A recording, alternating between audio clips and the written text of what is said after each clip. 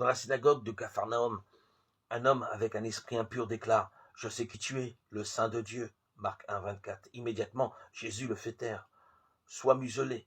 Marc 1, 25.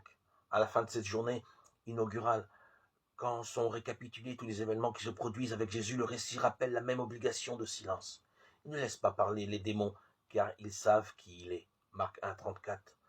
On la retrouve encore plus loin lorsque les esprits impurs crient « Tu es le Fils de Dieu ». Marc 3, 11. Il les rabroue beaucoup, qui ne le manifestent pas.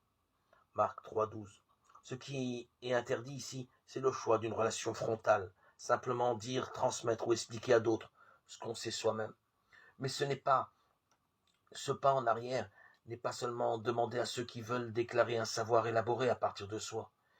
Ce pas en arrière est imposé à tous ceux qui voudraient procéder par affirmation ou énoncer directement adressé à d'autres.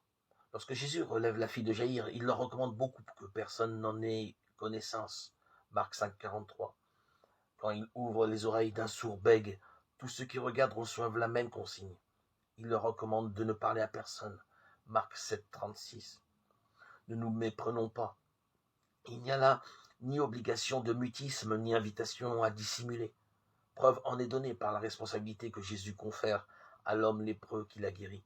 Il le jette dehors et lui dit « Vois, à personne, ne dis rien, mais va, montre-toi au prêtre, offre pour ta purification ce qu'a imposé Moïse, en témoignage pour eux. » Marc 1, 44. L'homme est envoyé pour que la nouveauté qu'il porte inscrite sur le corps rende témoignage à un vouloir de Dieu dont Jésus est pour toujours la révélation. Il doit taire toute affirmation qui viendrait de lui, parce que sa responsabilité est de faire en sorte que d'autres expérimentent le vouloir dont lui-même a été construit.